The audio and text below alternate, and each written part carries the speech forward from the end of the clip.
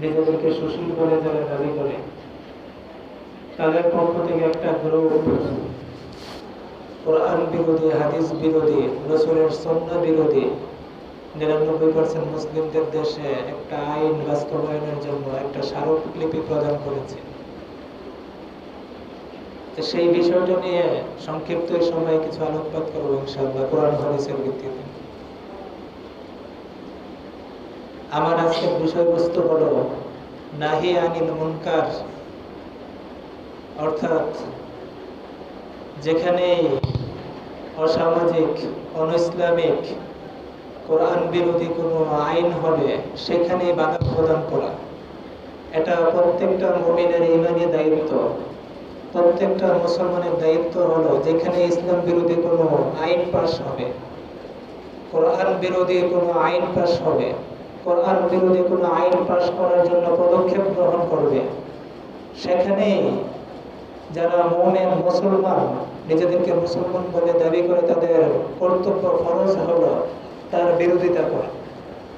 এটা আমার কথা না, কোরআনের কথা। নাহি আনিল মুনকার, প্রথমে বুঝবো এর পরিচয় কি। নাহি আনিল মুনকার কাকে বলে? নাহি আনিল মুনকার বলা হয় শরীয়ত বিরোধী যে কোনো কাজে বাধা প্রদান করা।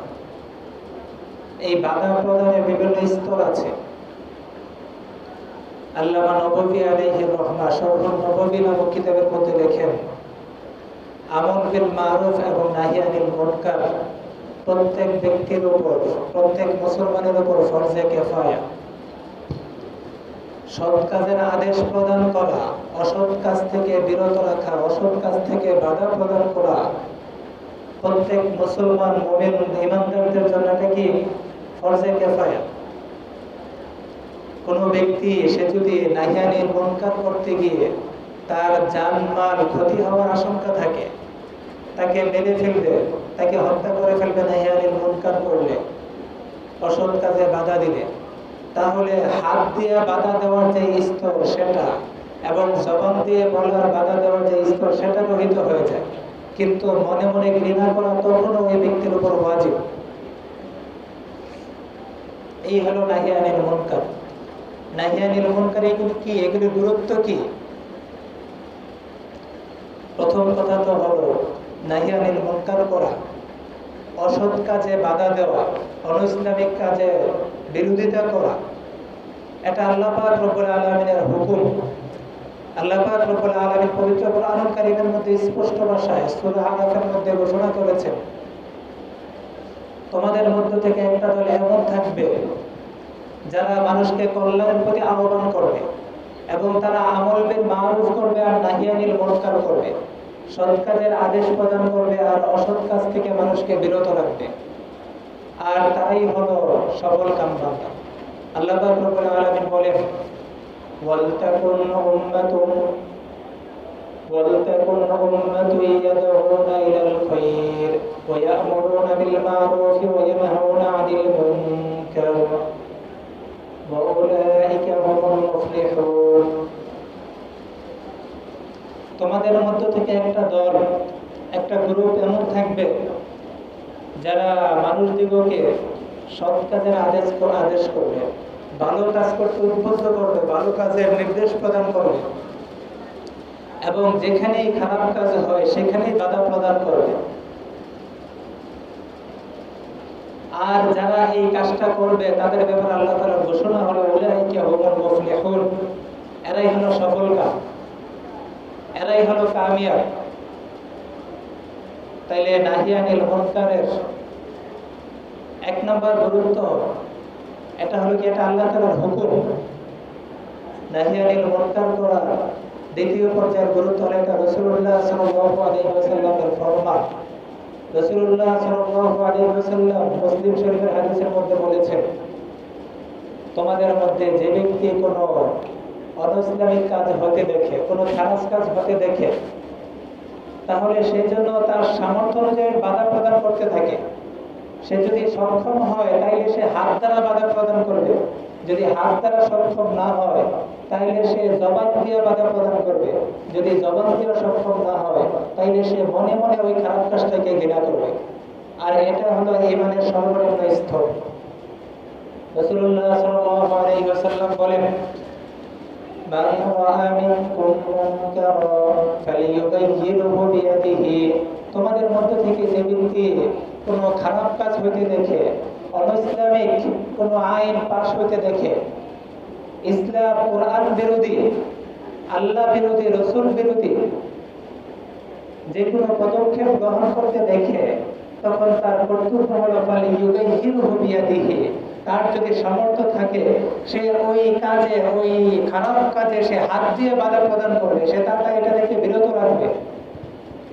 রাসূলুল্লাহ সাল্লাল্লাহু আলাইহি ওয়াসাল্লামের পরবর্তী অংশে বলতেছেন, ফাইন লাম তাস্তাতি, যদি সে হাত দিয়ে বাধা দিতে সক্ষম না হয়, সেই পরিমাণ ক্ষমতাবান যদি না হয়, ফাবিলিসানিহি, তাহলে সে জবান দিয়ে, সে মুখ দিয়ে বলবে যে এটা বানা, এটা খারাপ, এই কাজটা খারাপ কাজ, এই কাজটা, এই নীতি, এইগুলি কোরআন বিরোধী নীতি, এই নীতি এইগুলি হাদিস বিরোধী নীতি, এটা তার বলা তার জিম্মাদারি, তার উপর ফরজ। রাসূলুল্লাহ সাল্লাল্লাহু আলাইহি ওয়াসাল্লাম পরবর্তী অংশ বলেন, ফাইন লাম তাস্তাতি, সে যদি জবান দিয়েও বাধা দিতে না পারে, ফাবিকলবিহি, তাইলে তার কর্তব্য হলো কলব দিয়ে মনে মনে ওই খারাপ কাজটাকে, অনইসলামিক কাজটাকে ঘৃণা করা, ঘৃণার চোখে দেখা। ওয়াযালিকা আদআফুল ঈমান, আর সর্বশেষ স্তর যেটা, সেটা হলো ওই ব্যক্তির ক্ষেত্রে। আর সে ব্যক্তির ঈমান কি পর্যায়ে? রাসূলুল্লাহ সাল্লাল্লাহু আলাইহি ওয়াসাল্লাম বলেন, এটা হলো ঈমানের সর্বনিম্ন স্তর। একজন পরিপূর্ণ ঈমানদার ওয়ালা, তার সামনে কোনো খারাপ কাজ হবে, অনইসলামিক কাজ হবে, কোরআন বিরোধী কাজ হবে, মুসলমানদের ধর্মীয় নীতি বিরোধী কাজ হবে, আর সে দেখে বসে বসে আঙ্গুল চুষবে, এটা হতে পারে না। তার সামর্থ্য অনুযায়ী বাধা দিতে হবে।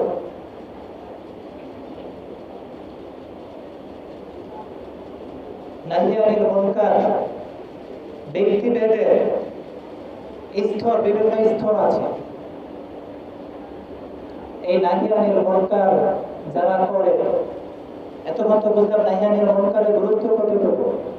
নাহি আনিল মুনকার যারা করে, তাদের ফায়দা, তাদের উপকারিতা কি, তাদের লাভ কি, এই বিষয়টা আমরা বুঝবো। যারা নাহি আনিল মুনকার করে, অর্থাৎ অনইসলামিক কাজে বাধা প্রদান করে সামর্থ্যের আলোকে, ইসলাম বিরোধী নীতির বিরুদ্ধাচরণ করে সামর্থ্যের আলোকে, তাদের উপকারিতা কি, তাদের লাভ কি? তাদের প্রথম লাভ হলো আল্লাহ পাক রব্বুল আলামিন তাদের গুনাহসমূহকে মাফ করে দেন। আল্লাহ পাক তাদের গুনাহকে মাফ করে দেন।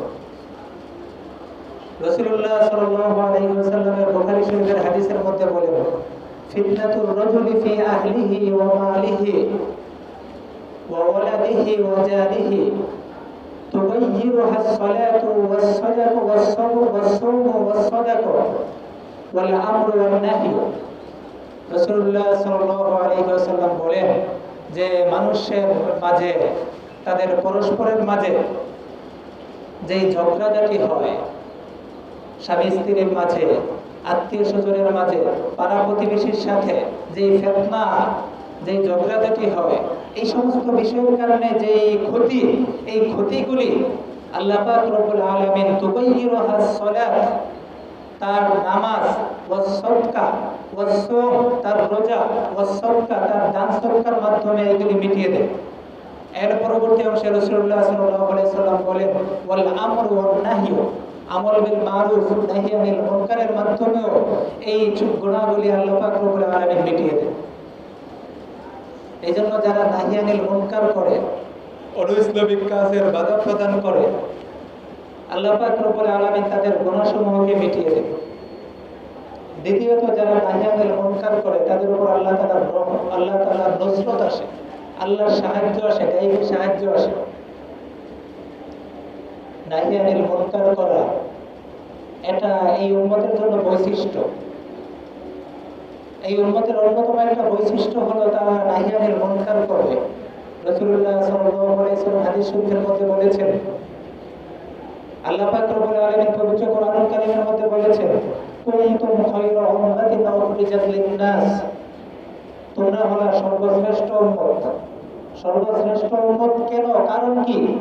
কারণ হিসেবে আল্লাহ পাক রব্বুল আলামিন বলেন, তোমাদের কাজ হলো তা'মুরুনা বিল মা'রুফি ওয়া তানহাউনা আনিল মুনকার, তোমরা মানুষদিগকে সৎ কাজের আদেশ করবে এবং অসৎ কাজ থেকে বিরত রাখবে, অসৎ কাজ থেকে বাধা প্রদান করবে। এই দুইটা কাজ যদি থাকার কারণে তোমরা হলে সর্বশ্রেষ্ঠ উম্মত, শ্রেষ্ঠ নবীর শ্রেষ্ঠ উম্মত। তাইলে আমাদের উম্মতে মুহাম্মদের একটা বৈশিষ্ট্য হলো আমর বিল মারুফ করা এবং নাহি আনিল মুনকার করা। কিন্তু আমাদের সমাজে কিছু সুশীল আছে যারা নিজেদেরকে সুশীল বলে দাবি করে, যারা বলতে চায় কোরআন বিরোধী আইনকে কোরআনের সাথে সাংঘর্ষিক বিভিন্ন নীতি পশ্চিমাদের থেকে আবিষ্কৃত কিছু নীতি তারা মুসলমানদের মাঝে ঢুকিয়ে দিতে চায়। তাদের পরিণতি খুব খারাপ হয়, তাদের পরিণতি হয় ইহুদি নাসারা এবং মুনাফিকদের মতো পরিণতি হয় তাদের। তারা কি কাজ করেছে, তারা কি ধরনের কাজ করে, তাদের স্বভাব কি? সুশীল সমাজ নামধারীদের স্বভাব হলো আল্লাহ পাক রব্বুল আলামিন পবিত্র কোরআনুল কারীমের মধ্যে বলেন, কানু লা ইয়াতানাহাউনা আন মুনকারিন ফাআলুহু লাবিসা মা কানু ইয়াফআলুন, যে তারা যখন কোনো খারাপ কাজ দেখে, ইসলাম বিরোধী, কোরআন বিরোধী, মুসলমানদের ধর্মীয় নীতি বিরোধী যখন কোনো কাজ দেখে, তখন তারা ওই কাজ থেকে বাধা প্রদান করে না সামর্থ্য থাকা সত্ত্বেও। আল্লাহ পাক রব্বুল আলামিন পরবর্তী অংশে বলেন, কানু লাবিসা মা কানু ইয়ামালুন, তারা যা করে তা কতই না নিকৃষ্ট, কতই না খারাপ এই কাজটা। এটা একজন সভ্য মানুষের কাজ না যে একজন মুসলমান বলে দাবি করবে, মুমিন বলে দাবি করবে, এবং তার সামনে কোরআন বিরোধী আইন হবে, সে কিছু বলবে না, এটা হতে পারে না, এটা সম্ভব না। যুগে যুগে এই সুশীল নামধারীরা, সমাজপতিরা, তারা কোরআনের বিরোধিতা করেছে, নবীদের বিরোধিতা করেছে। পবিত্র কোরআনুল কারীমের মধ্যে দাউদ আলাইহিস সালামের ঘটনা এসেছে। দাউদ আলাইহিস সালামের উম্মতের জন্য একটা দিন নির্ধারিত ছিল ইবাদতের জন্য, আমরা জানি সেটা হলো শনিবার দিন। দাউদ আলাইহিস সালামের উম্মতেরা কোন দিন ইবাদত করত? শনিবার দিন ইবাদত করত। তো ওই শনিবার আর তাদের রুজির প্রধান পেশা ছিল মাছ শিকার করা। ওই শনিবার দিন তাদের মাছ শিকার করা নিষিদ্ধ ছিল। দাউদ আলাইহিস সালাম শনিবার দিন আনুষ্ঠানিকভাবে নিষিদ্ধ ছিল যে ওই দিন মাছ শিকার করতে পারবে না, কিন্তু শনিবার দিন মাছেরা তারা ইবাদতের জন্য তারা সমুদ্রের পাড়ে এসে জমত। দাউদ আলাইহিস সালাম তেলাওয়াত করতেন, তিনি তার কিতাব পড়তেন, তার উপর অবতীর্ণ কিতাব, ওই কিতাব শোনার জন্য আসতো মাছরা। তখন ওই সমাজের সুশীল যারা ছিল তারা ওই মাছগুলিকে শনিবার দিন শিকার করতো না, কিন্তু আটকে রাখতো শনিবারে। মাছগুলিকে বিভিন্ন বান দিয়ে ইত্যাদি দিয়ে আটকে রাখতো, পরে রবিবারে মাছগুলিকে শিকার করতো। এইভাবে করতে করতে করতে করতে এক পর্যায়ে তারা আল্লাহ তাআলার হুকুমের বিরোধিতা করে শনিবারে মাছ শিকার করা শুরু করলো। তো যখন শনিবারে মাছ শিকার করা শুরু করলো, তখন একটা দল, মুসলমানদের একটা দল তাদেরকে নাহি আনিল মুনকার করেছে, অর্থাৎ আল্লাহ তাআলার হুকুমের বিরোধিতা করতেছে, তোমরা এর থেকে বিরত হও, তোমরা শনিবারে মাছ শিকার করো না, তাদেরকে বিরত থাকতে বলেছে। তাহলে একদল হলো আল্লাহর হুকুমের বিরোধিতা করেছে, বিরোধিতা লিপ্ত হয়েছে সরাসরি, আরেক দল তাদেরকে নিষেধ করতেছে, নাহি আনিল মুনকার করেছে। আরেক দল, যাদেরকে আমরা সুশীল বলে জানি, তারা যেহেতু দেখতেছে যে তারা কথা শুনতেছে না, এজন্য তারা চুপ হয়ে আছে, তৃতীয় দলটা।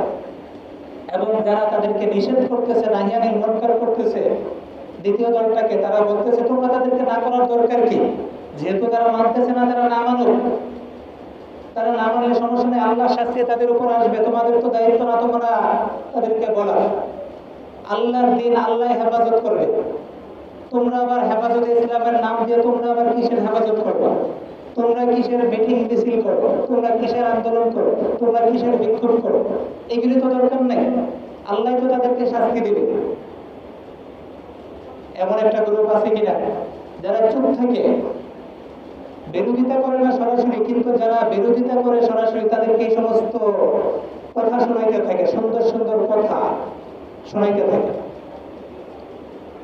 সুশীল সমাজপতির এই সমস্ত কথা শোনাইতে থাকে।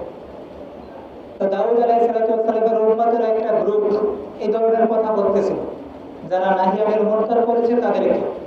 কিন্তু পরবর্তীতে যখন আল্লাহ তাআলার হুকুম না মানার কারণে তাদের উপর শাস্তি এসেছে, তখন আল্লাহ পাক রব্বুল আলামিন প্রথম দল যারা সরাসরি এই অবাধ্যতায় লিপ্ত হয়েছে তাদেরকে, এবং তৃতীয় দল যারা কি করেছে, দ্বিতীয় দলকে যারা নাহি আনিল মুনকার করেছিল তাদেরকে বিভিন্ন ভাবে বুঝাইছে এগুলি করার দরকার কি, তাদের উপরও শাস্তি এসেছে,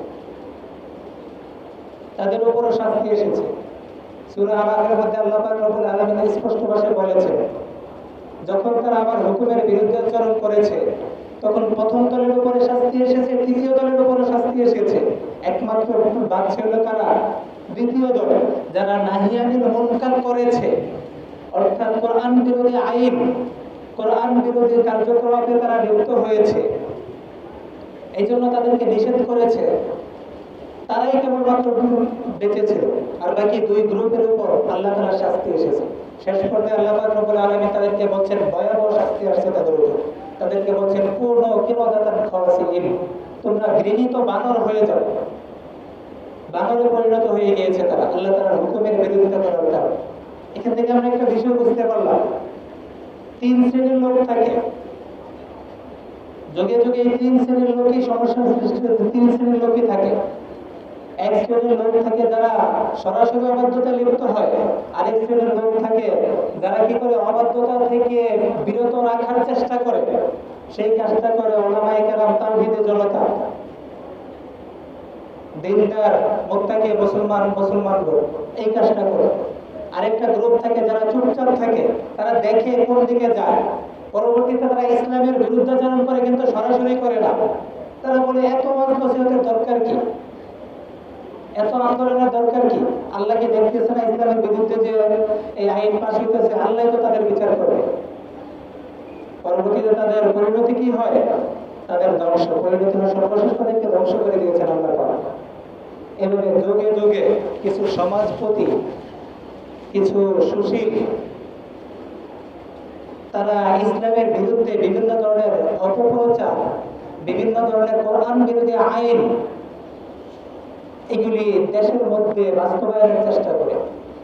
আমাদের বর্তমানে আমরা জানি একটা বিষয়, হেফাজতে ইসলামের পক্ষ থেকে আগামীকালকে সরওয়ার্দী উদ্যানে মহাসমাবেশে ডাক দেওয়া হয়েছে। হেফাজতুল ইসলাম সহ সমমনা যত ইসলামী দল আছে, সকল ইসলামী দলের সমন্বয়ে, ধর্মপ্রাণ মুসলমান তাওহীদের জনতার সমন্বয়ে একটা সমাবেশের ডাক দেওয়া হয়েছে।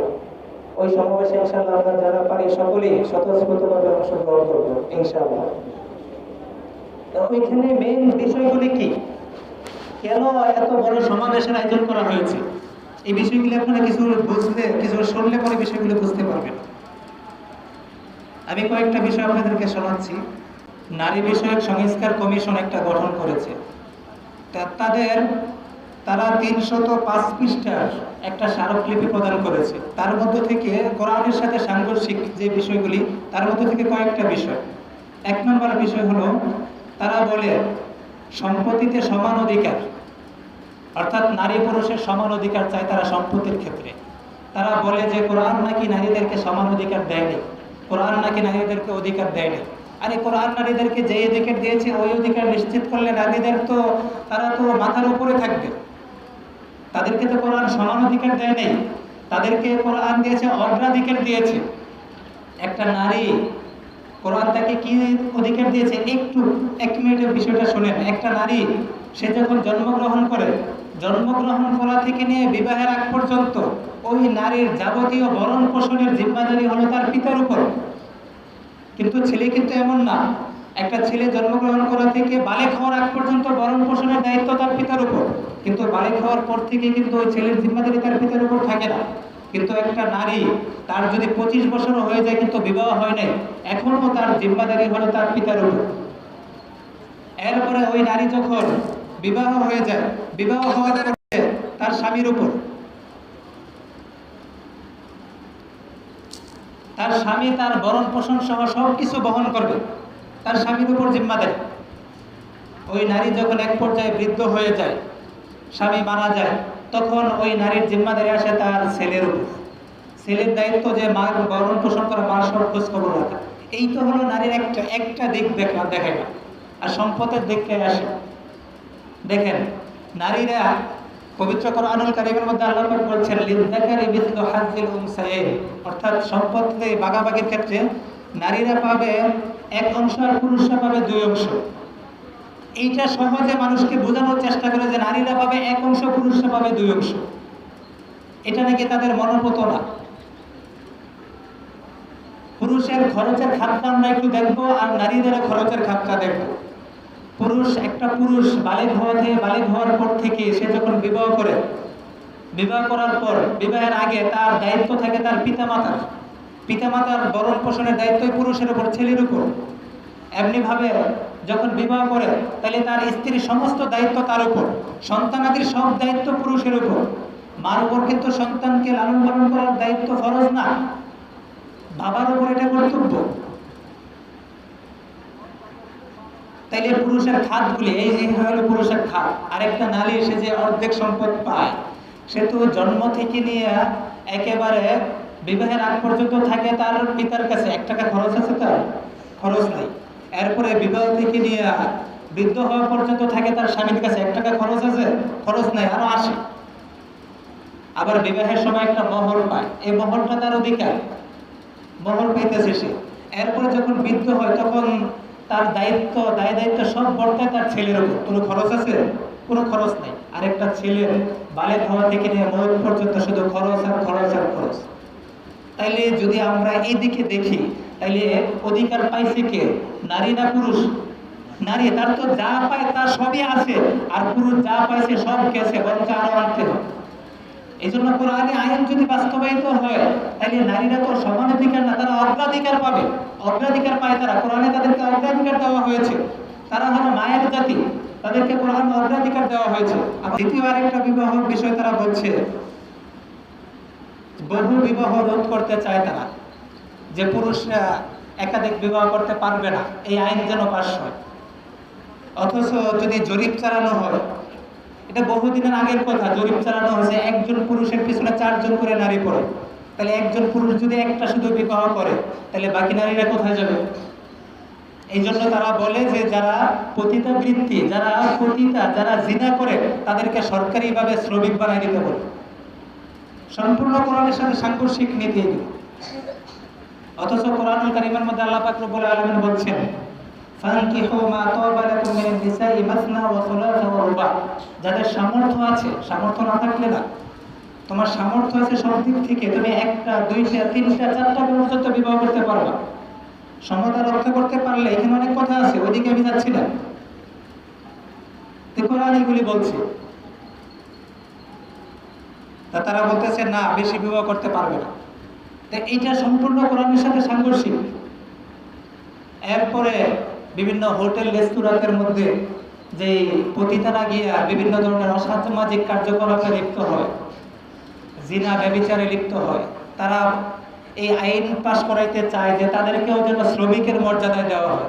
একটা শ্রমিক সকাল থেকে সন্ধ্যা পর্যন্ত মাথার ঘাম পায়ে ফেলে সে 500 টাকা অর্জন করে, সে 1000 টাকা পায়। আরেকজন পতিতা আল্লাহর হুকুমের বিরুদ্ধাচরণ করে, সে দর্শন করে, সে জিনাতে লিপ্ত হয়, তাকে নাকি শ্রমিকের মর্যাদা দিতে তারা বলে। সম্পূর্ণ কোরআনের সাথে সাংঘর্ষিক আইন। তারা আরো বলে ট্রান্সজেন্ডার, এই বিষয়গুলো আমি অনেক আগে আলোচনা করেছিলাম। ট্রান্সজেন্ডারকে বৈধ করতে চায় তারা। অর্থাৎ একটা পুরুষ সে যদি মনে মনে করে যে আমি নারী, মনে করে সে নারীদের পোশাক পরলো, এখন সে নারী। বাংলাদেশের আইনের দৃষ্টিতে সে নারী, তাকে নারী হিসাবে স্বীকৃতি দেওয়ার আইন পাশ করতে বলে তারা। একজন নারী সে যদি মনে করে যে আমি পুরুষ, তাহলে আর সে যদি পুরুষদের কাপড় চোপড় পরে, বাংলাদেশের আইনে তারা চাচ্ছে যে ওই নারীকে পুরুষ হিসেবে স্বীকৃতি দিতে। এই হলো নারী কমিশন, যারা নারীবাদী, যারা নারীদের সংস্কার করতে চায়, তাদের কথা হলো এইগুলি। নারী বিষয়ক সংস্কার কমিশন যাদেরকে দিয়ে গঠন করা হয়েছে, তারা এই সমস্ত কথা সম্বলিত 305 পৃষ্ঠার স্মারকলিপি প্রদান করেছে। এই কয়েকটা কথা বললাম, আরো এমন বহু আছে যেগুলি সম্পূর্ণ কোরআনের সাথে সাংঘর্ষিক। মুসলমানদের দেশে 92% প্লাস মুসলমান, এই দেশে কোরআন বিরোধী আইন এটা কোনোভাবে মেনে নেওয়া যায় না, কোনোভাবেই আমরা মেনে নেব না। এটা আমাদের ইমানের দায়িত্ব, শুধু হুজুরদের দায়িত্ব না, এটা শুধু আলেমন আমাদের দায়িত্ব না। একটু আগে আমি আলোচনা করেছি নাহি আনিল মুনকার, শুধু আলেমন আমাদের দায়িত্ব না। ইসলাম বিরোধী আইন এগুলির ক্ষেত্রে সোচ্চার হওয়া, ইসলাম বিরোধী আইন পাশ করার ক্ষেত্রে যে পদক্ষেপ গ্রহণ করা তাদের ব্যাপারে সোচ্চার হওয়া, তাদের ব্যাপারে প্রতিবাদ করা, তাদের বিরুদ্ধে প্রতিবাদ করা, স্লোগান তোলা, মিটিং মিছিল করা, বিক্ষোভ করা, আন্দোলন করা, এগুলো শুধু আলেমন আমাদের কাজ না। ধর্মপ্রাণ মুসলমান যারা মুসলমান বলে দাবি করে প্রত্যেকের উপর ফরজ দায়িত্ব এগুলো। আল্লাহ পাক রব্বুল আলামিন আমাদের সবাইকে আমর বিল মারুফ এবং নাহি আনিল মুনকার করার তৌফিক দান করুন।